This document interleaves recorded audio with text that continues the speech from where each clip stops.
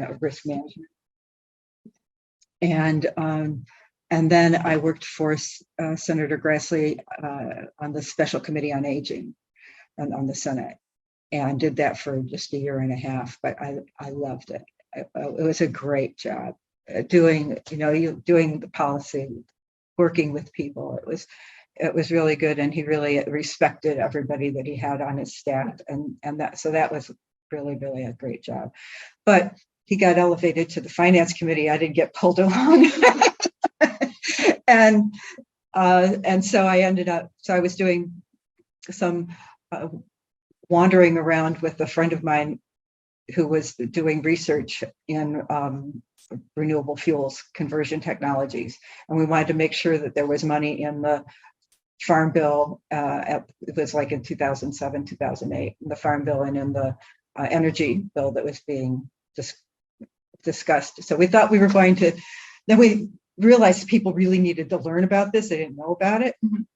So we thought we would start a trade organization. But that was completely upside down, because there was not, we were doing advanced biofuels. There was not an advanced biofuels industry that could finance a trade organization.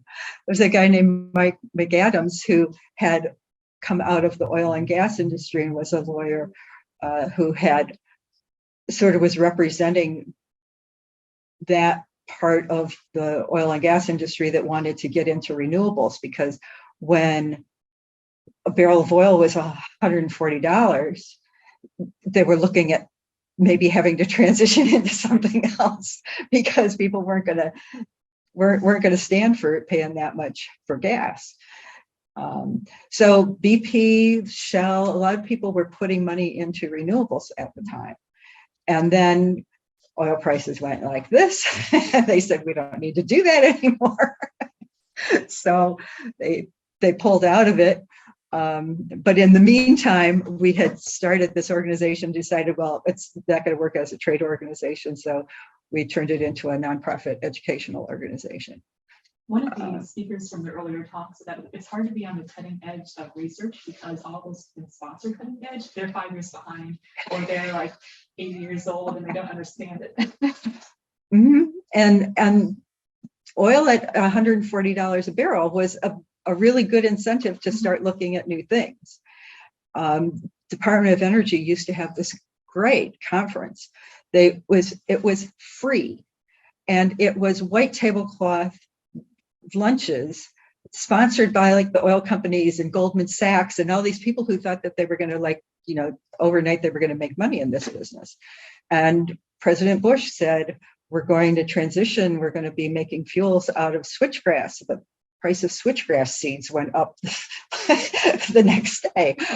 People believed this, and then they found out this wasn't as easy as we thought it was going to be.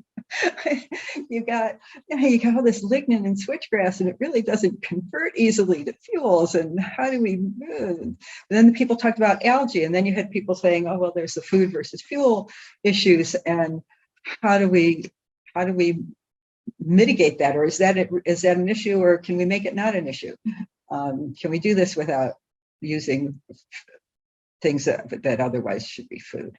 And so we are on that cutting edge, and therefore we are very, very unfunded. And so we're an all-volunteer organization. Well, has any of the excitement with the recent legislation?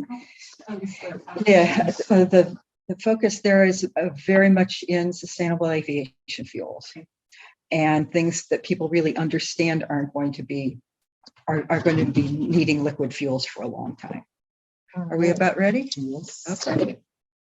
Good afternoon. This is room 4.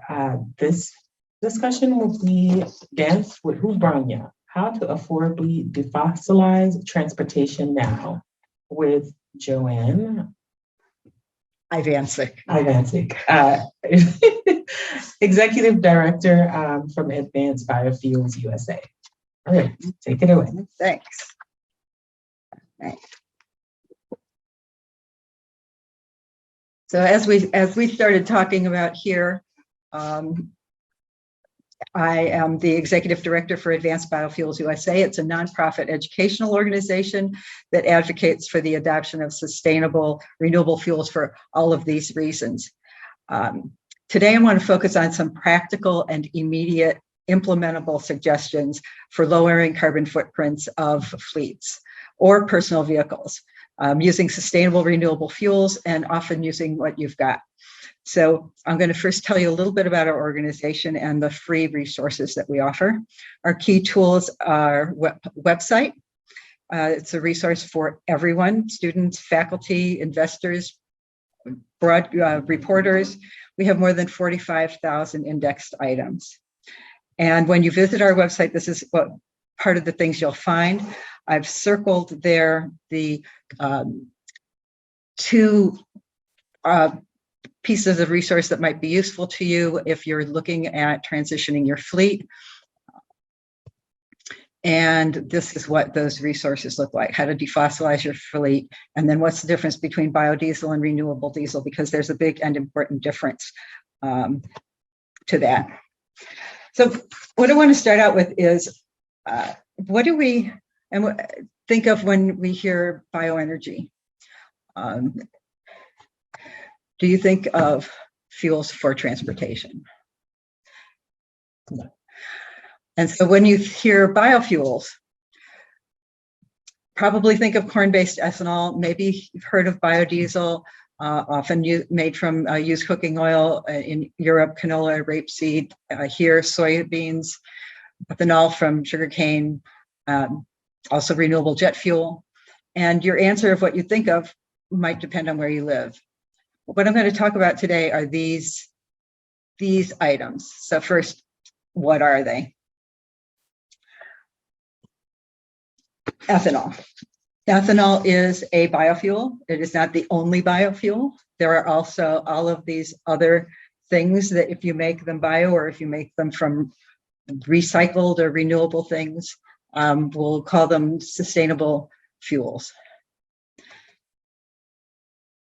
A lot of times you'll hear about first generation or second generation. Well, let me tell you also, you can find these slides and all of the notes that I have with links on our website.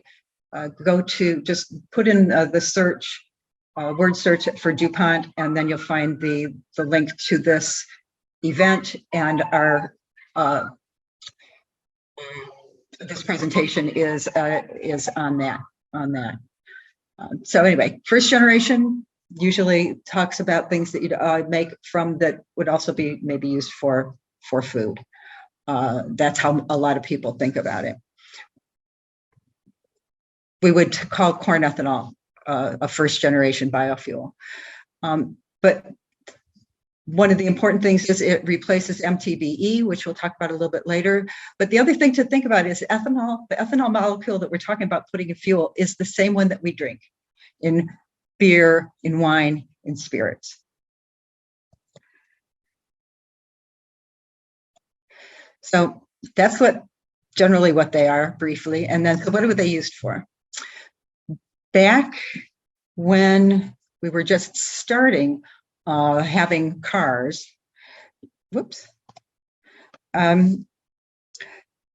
you could buy, you couldn't buy gasoline at a gas station, right? So you had to fuel them with something that was available. So everybody could make ethanol. You can make ethanol, and or there were oil seeds and vegetable oils like peanut oil. So that's what the first cars were designed to use. Since then, so that's history. Today, we look at fueling cars, trucks, equipment. Like I said, ethanol replaced MTBE, which was a very carcinogenic way to instead of lead. First it replaced lead so that you stop knocking on the car, the early combustion. And so it was so bad that some states banned its use. So what are you going to use instead? Ethanol provides the octane, and is certainly could be much more available and certainly safer. So then, I'm going to go back here. So other things. So biodiesel was also developed to use today, and that orange truck down at the bottom is a Washington, D.C. Department of Public Works truck, and it uses 100% biodiesel. They have a really good program there, and a real leader in showing how you can transfer your fleets to that using technology by a company called Optimus Technologies. The other thing is flex fuel vehicles. So if you have a flex fuel vehicle, you can use up to 85% ethanol, 85% renewable fuel.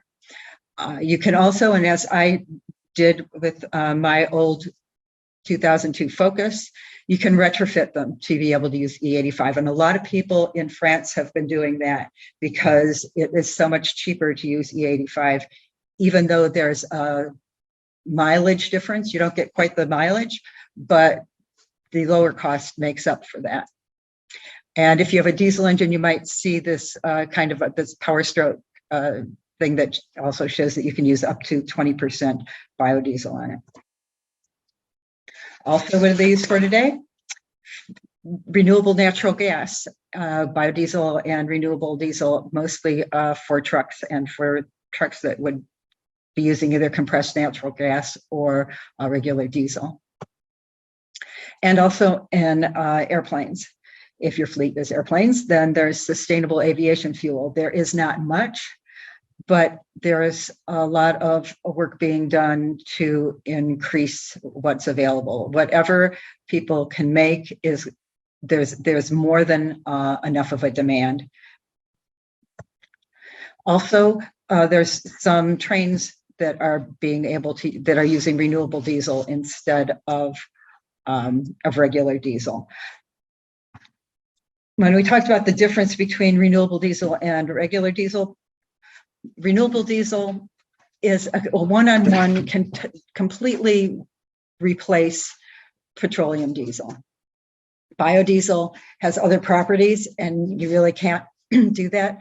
But when you're using renewable diesel, you can make it as a one-on-one exchange. We talked about renewable natural gas. California has a incentive program, so a lot of their dairies are using the dairy waste, the dairy manure, to make renewable natural gas through anaerobic digestion, and then using that in trucks. So around the world, there's also buses that use it, and this study shows the difference, the benefit, the carbon reduction, because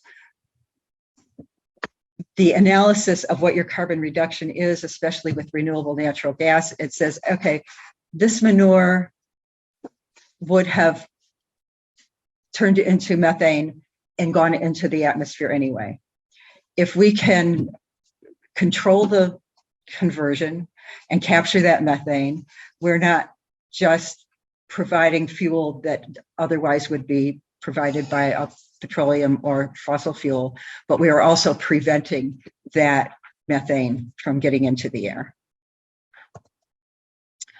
A big push on maritime fuels. And so there's fleets, because the International Marine or Maritime Organization has now rules that are low sulfur rules, and are finding that renewable fuels are being able to fit the needs for that. And also military, aviation, and the Navy did some years ago, I think in 2012, something they called the Great Green Fleet, where they part of their exercises was to use renewable fuel in everything. In 2010, let's see if we're here. Yeah, in 2010, the Air Force did the first flight test of an aircraft powered by 50/50 camelina-based biofuel blend. And then there's racing should really be a test bed for new technologies. And now they were for a while and then they slacked off, but there is renewed interest in using racing to develop and test new fuels. This graph shows how that works. How are we working today? In California, there's something called a low carbon fuel standard, and they have measured how much difference is made by which different technologies that they're looking at. And so you can see renewable diesel, biodiesel, ethanol are currently the majority of any carbon reductions that they've been able to make in this program. But there's other things that you can do with renewable diesels just really quickly. You can use them for heating, and you can use them for cooking, especially in places where you're otherwise going to be using dung or wood that has to be gathered, that this is a really important development. What are we going to do tomorrow? Optimizing flex fuel vehicles, E85 and E30. Nebraska and Iowa, I think, and South Dakota are doing tests, have been doing tests on E30 on regular vehicles and without doing any changes. And they're not getting any engine lights. It seems that we should be able to just use E30 in the fleet that we've got now. But E85 will need a flex fuel vehicle. Eventually, we should be able to replace the whole gallon. Now, you could do 85% of the gallon with ethanol, and you should be able to also, they can make renewable gasoline or the chemicals that you need for that other 50%. And there's also been flights using 100% sustainable aviation fuel in an engine. They usually use that in one engine while they're flying, so that because they've been mostly test flights, but they've been on commercial flights. So what else tomorrow? High performance vehicles, and I consider hydrogen and ethanol fuel cells also to be a sustainable, renewable fuel that we'll be looking for in the future. If you can make when you can make the hydrogen either biohydrogen from the biogas or syngas, or from using green energy and making it with hydrolysis. And why not? We really should be using it in our missiles and rockets, and there is research being done on that too. So how are these things made? I contend that if we're going to get off of petroleum, if we're going to get off of fossil carbon, if we're going to get off of fossil natural gas, it's going to be agriculture, forestry, and waste management that's going to be able to, that's how we're going to be able to do it. So talk about feedstocks.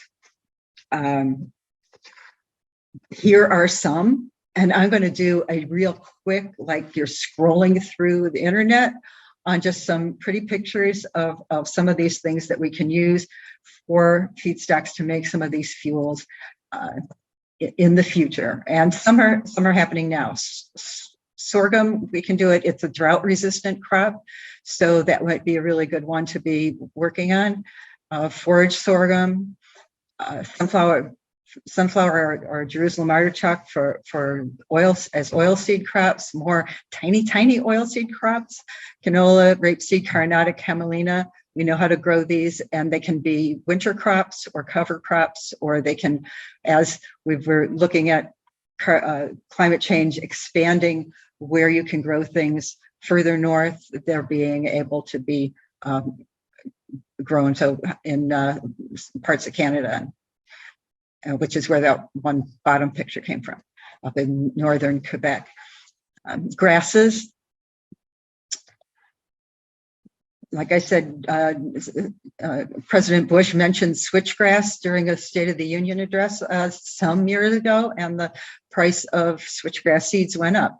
but it's not as easy as I thought it was going to be. Same thing for corn stover, to convert these high lignin potential feedstocks. And sugarcane bagasse, what's left over after you turn it into table sugar. Same thing with sugar beets, sugar beet pulp for when you are turning, after you take out the sugar for table sugar, you've got a lot of stuff left over. And why can't we use that? And then they've grown energy, what they call energy beets, down at University of Maryland Eastern Shore had a project on those a few years ago.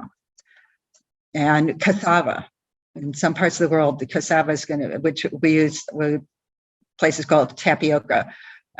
So either whatever is left over or being able to use that as an energy crop.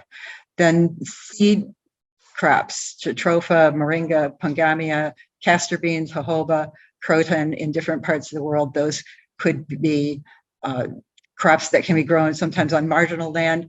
Sometimes they still need fertilizers and to be taken care of, but and I love this picture of the cashew apple.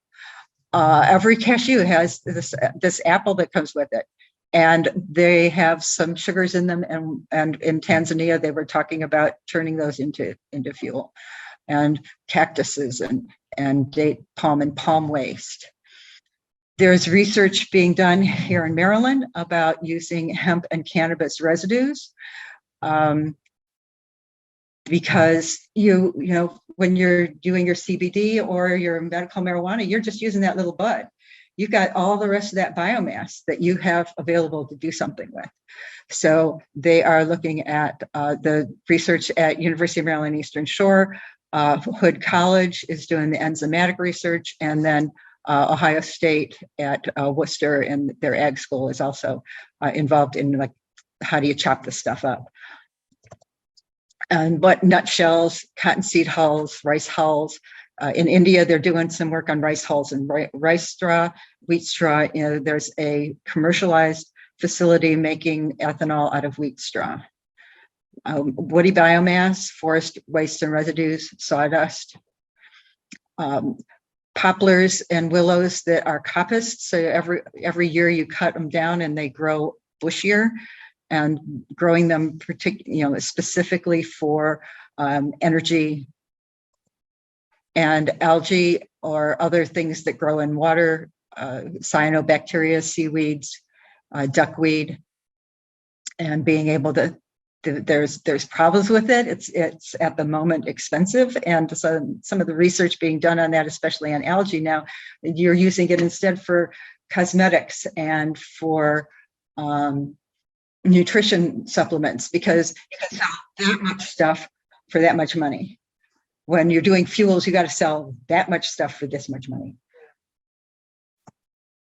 Flue gas. There's a company which I like to note is led by an incredible woman, Jennifer Holmgren, that is Lancet Tech, that is using flue gas to recycle the carbon in that with a biological process to make fuels, and then what sorted municipal solid waste and things like brewers waste, the distillers waste. So there's a lot of waste in this world that we just aren't using productively.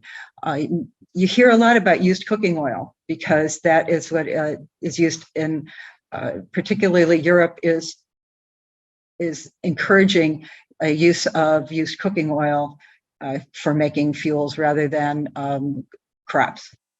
But there are side benefits to like preventing, keeping that oils out of the sewer system.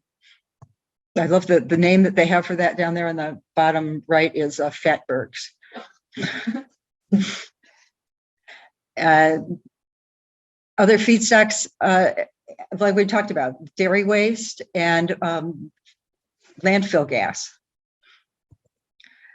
And also power to fuel. So water to make renewable hydrogen.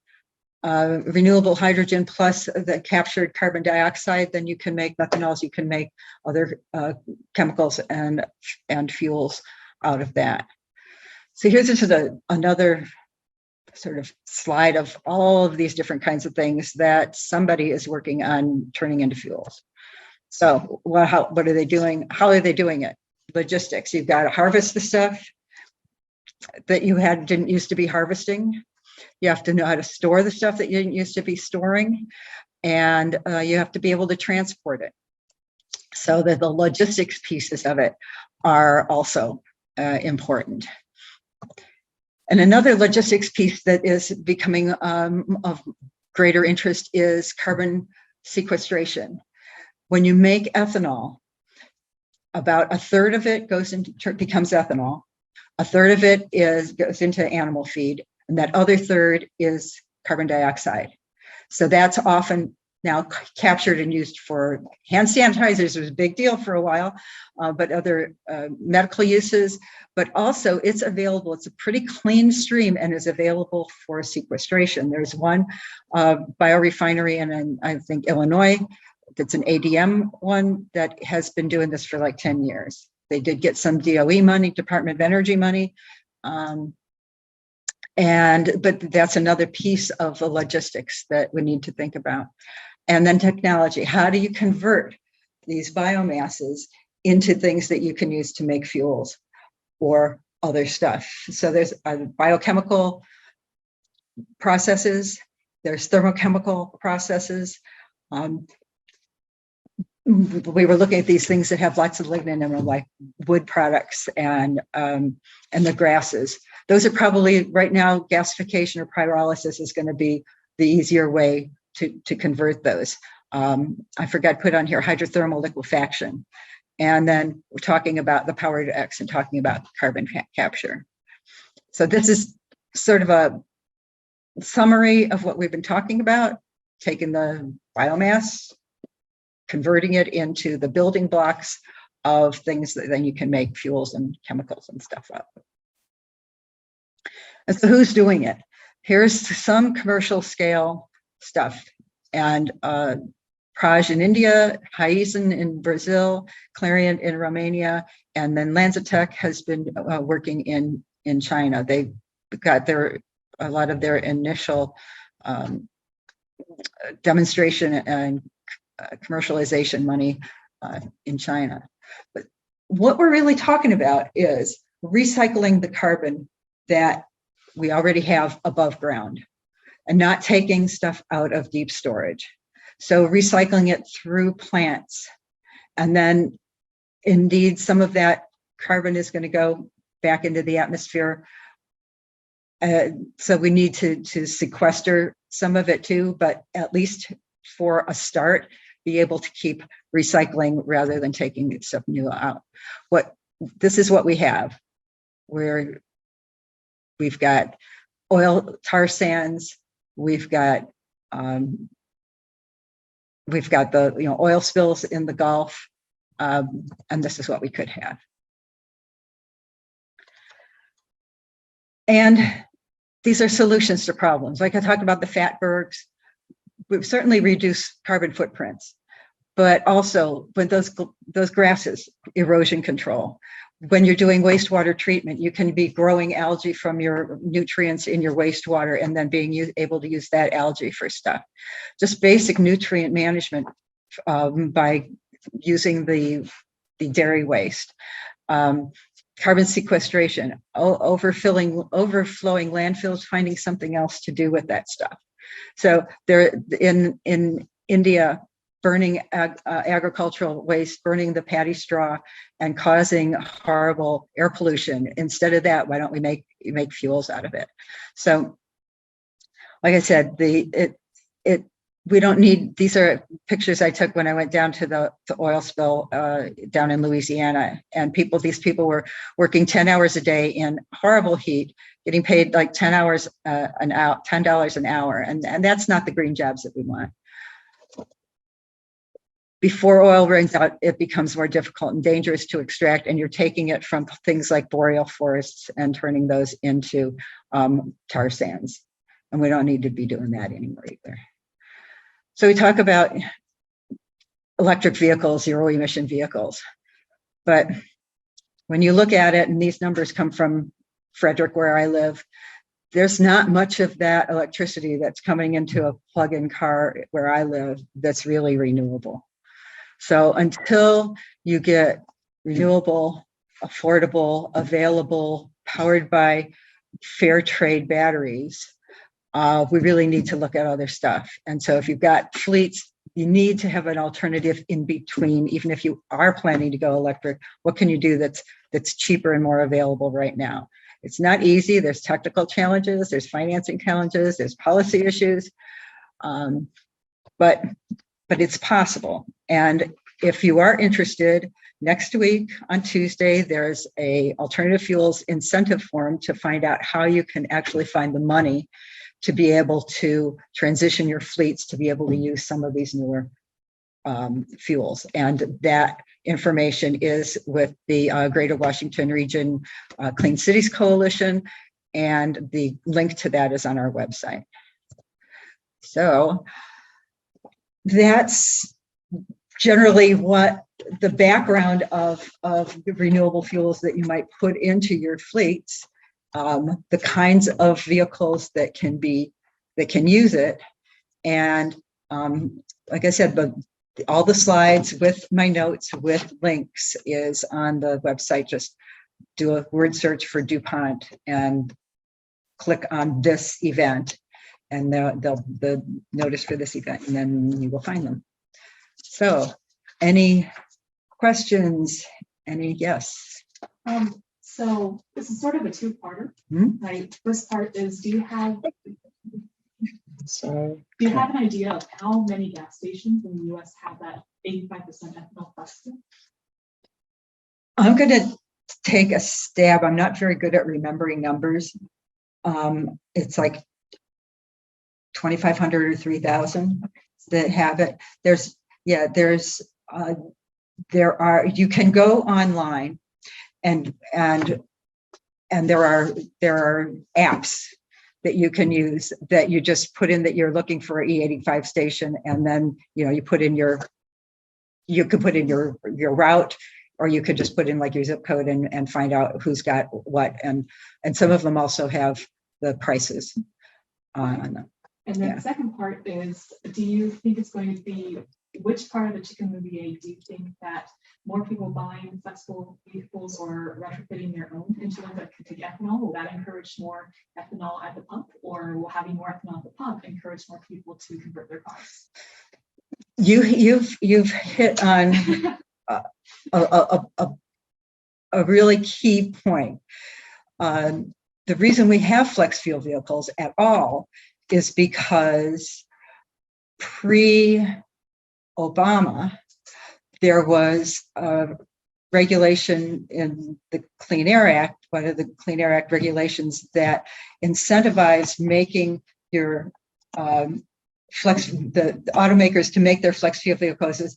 It was part of the CAFE standard, and they got there's an F factor and there's R factors, and so they got a benefit from building a certain amount of flex fuel vehicles in their fleet.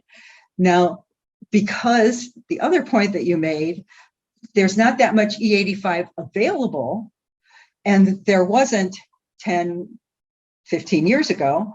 So a lot of those cars weren't using E85. So there were people who would prefer that money go into electric vehicles, that said, and didn't want to count this. They said, you aren't really using this fuel, so how can you be counted? So then they stopped counting it. And so the auto manufacturers stopped going through the extra steps to certify that their vehicles could actually use E85, because you had to prove that at that time you had to prove it could meet all of the EPA regulations between E0 and E85. Now they've said, okay, everybody has E10. You don't have to prove that it can do it at E0. You can just prove E10. We've been trying to make it to E30 also, that you can certify them to E30. But so that was sort of behind it. So the problem now is there aren't that many flex fuel vehicles, especially new ones, being sold, even though it probably wouldn't take much to be able to certify them to do that. The equipment, the seals and everything that you need to be able to use ethanol is pretty much standard. And so it shouldn't be that much of a problem, but they haven't been doing it because they aren't getting the incentive. The incentive was taken away. There's efforts to try to make that happen again. In France, people did it on their own. What I would love to see here is like tech schools and mechanic schools teaching people how to do these retrofits, so that people, if they do want to be able to do it, can do it. It's not that hard. We did it on our Focus, our 2002 Focus, and we went over 60,000 miles before we got rear-ended and had to get rid of the car. But it was not a fuel issue, and you have to. The ethanol cleans out your fuel system. It runs the gunk that's left in there from the petroleum products gets cleaned out. So you have to, if you do the transition, you have to clean out your fuel filter. But it would be great to see that happen. And I think it's environmental justice kind of an issue, because a lot of people are not going to be getting electric vehicles right away.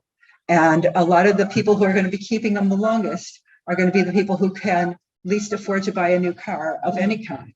So if we can retrofit some of these older cars to be able to enable, and then make sure that the fuel is available in their communities. Sheets is really good at putting it in their new ones. And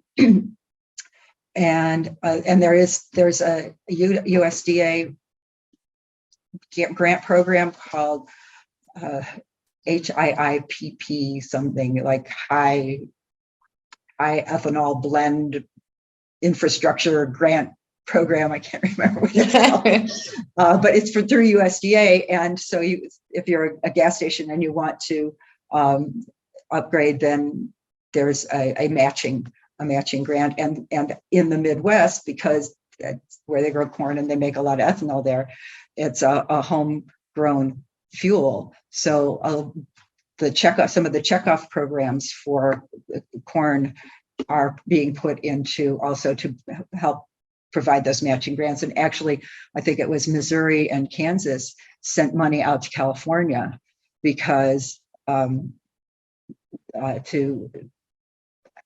put money into E85. And they've the one company that I think does most of the business out there, Pearson's, just said they just put in their 300th E85. Because, we talked about E85 and E15, 15%. Any vehicle since 2001 can use E15 according to EPA. Well, but it also has to pass state rigor. And California has E85, but they've never okayed E15. It's in process. It's, they're on the edge of any time now. But so if you want your 15%, you have to sort of self-mix. That would be much better if you could just get your flex fuel vehicle. I had a friend who was out there who went and talked to somebody at one of the gas stations and said, well, what is this E85 and how I do it? And he said, put in half regular and half E85 and it'll be fine. So I have friends, there's probably unstudied people out there, especially when the gas prices are so high, that are, but let's call it civil disobedience. and making it work themselves. Yeah. So kind of basic question, what do you mean when you say renewable natural gas or renewable diesel? And then I had a secondary question that was, is there like a leading feedstock candidate that you think? Renewable natural gas is sort of a term of art that usually means biogas that's from anaerobic digestion or from landfills that's been cleaned up to be able to be of a quality that you could put into the grid, into the pipelines. So like And extracted from the- Now there's extra. It's not pure methane, and so you have to make it more pure methane. So there's carbon dioxide and so other stuff that you have to clean out of it. So you can use some of the first anaerobic digesters in the dairy foods. They and wastewater treatment plants were making the biogas and then using that to make electricity.